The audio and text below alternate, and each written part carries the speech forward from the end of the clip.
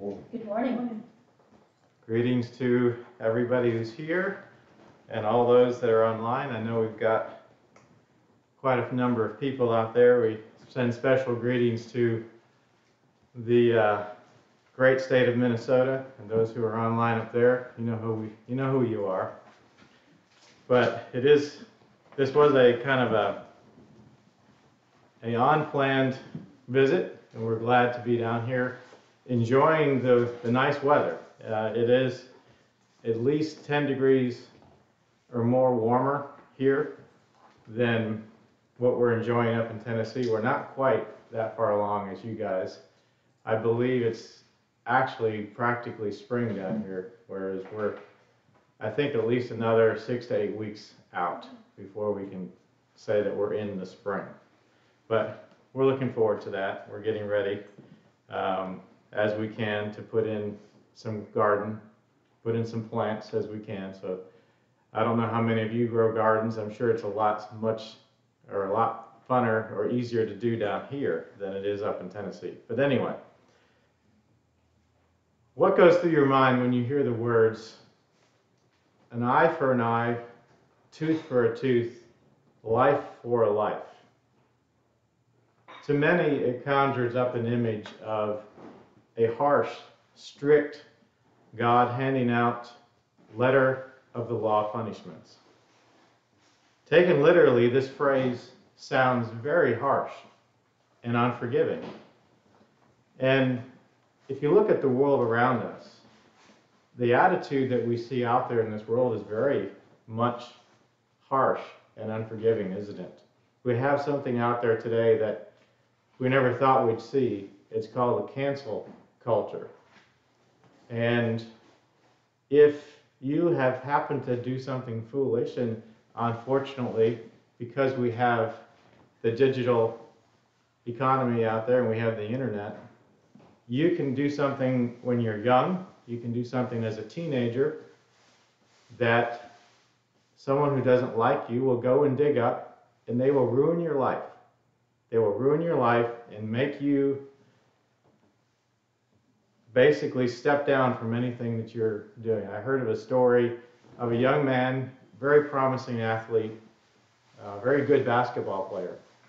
And I forget what exactly the university, it was somewhere out in California. He was a freshman. He was playing on the team for this university. And somebody went and found some posts that he had made as a teenager about, I believe it was some racial tone to it, and they put those posts out there and ruined his life. I mean, he basically had to step down from the team, and I don't know if he had to leave the college or not, but his career as an athlete was ruined because of what we call this cancel culture. That's not what God intended at all by this law that we're going to discuss today. Let's turn over to Exodus chapter 21. And let's read this statute in its context. This is given right after the Ten Commandments were given. And this whole section is God speaking to Moses when he was up on the mountain. Remember the story where God spoke to the people of Israel, and finally they said, Moses, can you just go and talk to God? We're too afraid to keep hearing this. So what we have from Exodus 21 and on is God giving all these instructions to Moses about how people were to conduct their lives, about how they were to build the sanctuary, and all those details were given to Moses up on that mountain. So let's start reading in verse 22 of Exodus 21. And let's take note that this was to be administered by judges. There was a system of judges that God established for the nation of Israel. So as a judge, imagine yourself having to administer this law. And in verse 22 it says, if men fight and hurt a woman with child, so that she gives birth prematurely, yet no harm follows, he shall surely be punished accordingly as the woman's husband imposes on him. and he shall pay as the judges determine. So it was not to be an individual determination, it was to go before a neutral third party to determine how to resolve this situation. Verse 23, but if any harm follows, then you shall give life for life, eye for eye, tooth for tooth, hand for hand, foot for foot, burn for burn, wound for wound, stripe for stripe. Sounds pretty strict, doesn't it? It's literal, this for that, tit for tat kind of thing, I guess you'd say in our terminology. Many people hear this and they say, wow, so if someone hurts an eye of someone, if I hurt somebody's eye, then my eye has to be put out? Or if I break somebody's arm, they're going to hand that person a baseball bat and let them break my arm? Is that how it works? The eye for eye principle is something commonly known in the Latin as Lex Talionis, or the Law of Retaliation. Consider for a moment here, and I want you to think about this for a second. Was God so concerned about inflicting punishment or limiting what punishment could be inflicted? Let me say that again. Was God so concerned about inflicting punishment or limiting what punishment could be inflicted?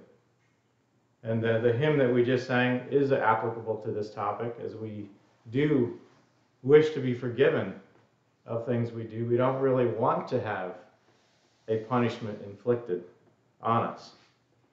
And I submit to you that God was concerned with both sides of that coin. But many, when they see this, they focus just on the punishment. They focus on, okay, how are we going to punish somebody for wrongdoing? Many commentaries point out these terms referring to, these are legal terms, actually, if you study into them, that are referring to fair compensation. Let's consider this quote from the Santino commentary on the Pentateuch and Haftarahs. And I want to read a quote out of their commentary here, quoting from their description on this verse. It says, this law of retaliation, measure for measure, existed among ancient peoples and persists to our own day in capital punishment. In the Torah, likewise, this law of measure for measure is carried out literally only in the case of murder.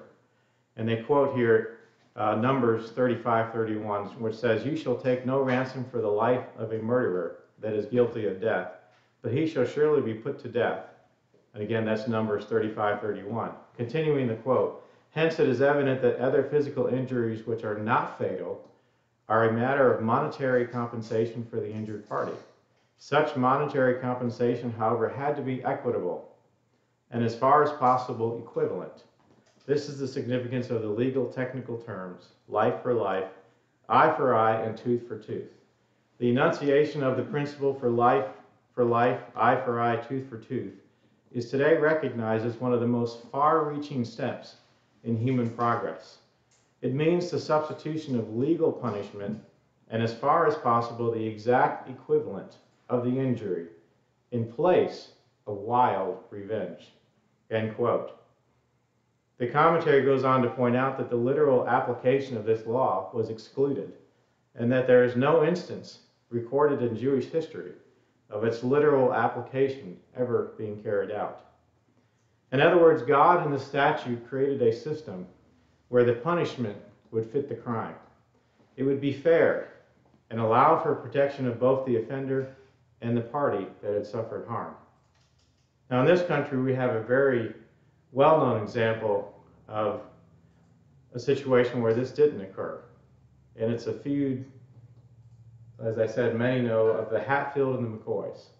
Something that makes people think of hillbillies up in the hills, but it was up in the state of Virginia and Kentucky where this occurred. And this feud went on for over 20 years between these two families. And the way it began, some legends say, is that one person stole a pig from the other family. And that person was brought to the court, and the judge at the court was actually in favor of the person that had been accused and did not convict him. So after the case, 3 members of the opposite, I don't remember whether it was Hatfield or McCoy's, but anyway, 3 members of the opposite family attacked this person and killed them. Well, then the other family grabbed those 3 members and carried them off to their lands and killed them. So it was 1 person was killed and then 3 from the other side were killed. So then it started this whole feud between these families that went on for decades. And many people suffered and died. But that is what God wanted to prevent. In our day, we have people that get on the road, and if you happen to jump in front of them and block them from making a turn or getting into the lane they wanted to get into, what a lot of times happens, sometimes they'll run you off the road.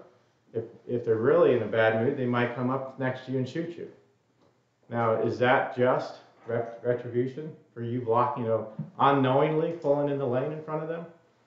No, but that is the tendency of mankind, is to escalate and go too far.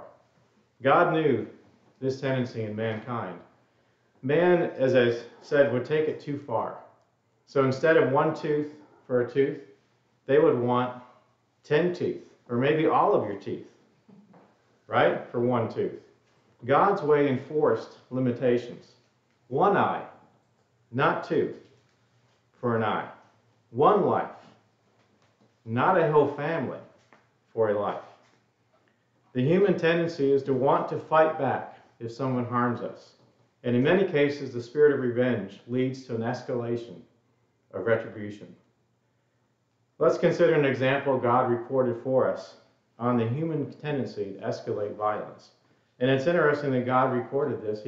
As we know, God wasn't afraid to show us the warts of his called out people. And in this case, they did not act in a way that would make anyone proud. Let's turn to the book of Genesis. Genesis chapter 34. This is the story of Dinah, the daughter of Jacob, the only daughter of Jacob. She had, 13 brothers? 12 brothers. And so I bet she was a very prized sibling in that family, being the only girl. So Jacob, the story picks up, Jacob has just come back from being away with Laban, and he moves and takes residence near the city of Shechem. So let's pick up the story in Genesis 34. All of the sons are out with the sheep, and they come back in, and Dinah had gone into the city and had actually been raped by the ruler's son. And it's in verse 5, it says, and Jacob heard that he had defiled Dinah, speaking, I believe, of Hamor, Shechem's son.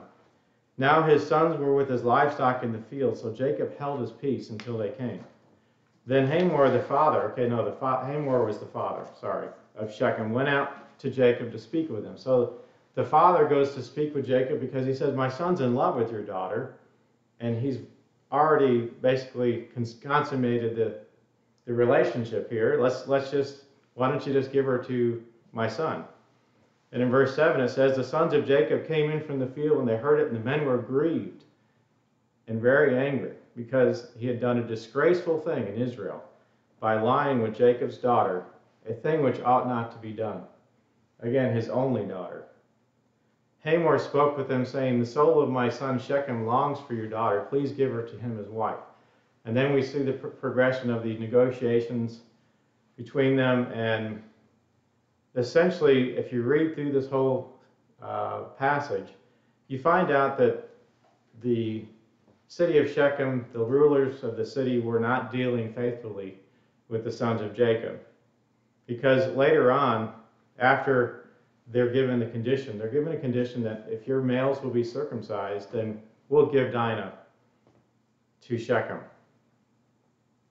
But later on, when they're convincing the men of the city to do this, they say, aren't we going to basically get all of their stuff? If we get together and we get circumcised, we're gonna end up owning all their stuff anyway. So if we go down, you'll see this. in verse 22, when they're talking to the men of the city, it says, "Only on this condition will the men consent to dwell with us, to be one people, if every male among us is circumcised as they are circumcised.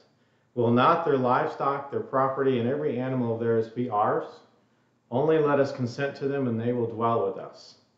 So then they did. It says, all who went out of the gate of his city heeded Hamor and Shechem his son. Every male was circumcised, all who went out of the gate of his city. Now it came to pass on the third day, when they were in pain, that the two sons of Jacob, Simeon and Levi, Dinah's brothers, each took his sword and came boldly upon the city and killed all the males. Then they killed Hamor and Shechem his son with the edge of the sword, and took Dinah from Shechem's house and went out. And the sons of Jacob came upon the slain, so not only had they killed all of the men of the city, they came upon the slain and plundered the city because their sister had been defiled. They took their sheep, their oxen, their donkeys, and what was in the city and what was in the field, and all their wealth, and all their little ones, and their wives, they took captive, and they plundered even all that was in the houses. So, do you think that was just retribution? No, I think that was a little bit escalated, don't you? God's law at most would have allowed for the punishment of Hamor and possibly Dinah. And in this case, as an unbetrothed virgin, I believe in Deuteronomy 22, it just says that the man will marry the woman and never be allowed to divorce her, was the punishment for this kind of incident. Nothing was said about killing a whole city of people for this incident. Later on, we are given Jacob's opinion of what happened. We don't see a lot of what happened, or what Jacob thought of this here, except he was unhappy, and he said, all the residents of the land are going to come and kill us because of what you guys have done. And we read in the next chapter that actually God put a terror onto the land so that wouldn't happen, so that his people would not be destroyed. In Genesis 49, if you jump over to that chapter, Genesis 49, we read what Jacob thought about this. Genesis 49 and verse 5, speaking of Simeon. Simeon and Levi are brothers. Instruments of cruelty are in their dwelling place. Let not my soul enter their council. Let not my honor be united to their assembly. For in their anger they slew a man, and in their self-will they hamstrung an ox. Cursed be their anger, for it is fierce, and their wrath, for it is cruel. I will divide them in Jacob and scatter them in Israel. So we see the problem. Cursed be their anger and their wrath. And anger and wrath in human beings tends to escalate. And what God was doing with this law was providing a way to prevent escalation of disputes. God's system provided a neutral third party, judges, to settle the cases where retribution was due by applying fair measurements of compensatory damages. A cycle of revenge was not to be started. Let's turn over to Deuteronomy 16 and read this. Deuteronomy 16, as they were getting ready to enter the land, God reiterated and gave them more information about how they would conduct themselves. Deuteronomy 16 and verse 18. You shall appoint judges and officers in all your gates, which the Lord your God gives you, according to your tribes, and they shall judge the people with just judgment. You shall not pervert justice. You shall not show partiality, nor take a bribe. For a bribe blinds the eyes of the wise and twists the words of the righteous. You shall follow what is altogether just, that you may live and inherit the land which the Lord your God is giving you. Punishment for a crime was to be limited and fair, and most times resulted in the offender being responsible for a monetary penalty to the offended party. This was designed to prevent personal actions of retaliation and revenge. The injured person could go to the governing judicial authority in Israel to seek justice. An act of revenge was not to be carried out by the victim or his family, but the punishment was to be designed to fit the crime by the governing judicial system. That's what God established for his people. A way to prevent the Hatfield and the McCoys. A way to prevent cancel culture. But today, you and I are called to even a higher standard than what God had put in place for Israel. Consider what God tells us each of us about vengeance. Let's go to Romans chapter 12. Romans chapter 12. And we have to consider in our own lives, how much are we tied into the attitude of this world and the way the world wants to deal with wrong or perceived wrongs. In Romans chapter 12, Paul writes in verse 19, "Beloved, do not avenge yourselves, but rather give place to wrath." So don't allow wrath in. For it is written, "Vengeance is mine, I will repay, says the Lord." Therefore, if your enemy is hungry, pull up next to him and shoot him. No, it says feed him. If he is thirsty, give him a can of gasoline. No, give him a drink of water. For in so doing, you will heap coals of fire on his head. Do not be overcome by evil, but overcome evil with good.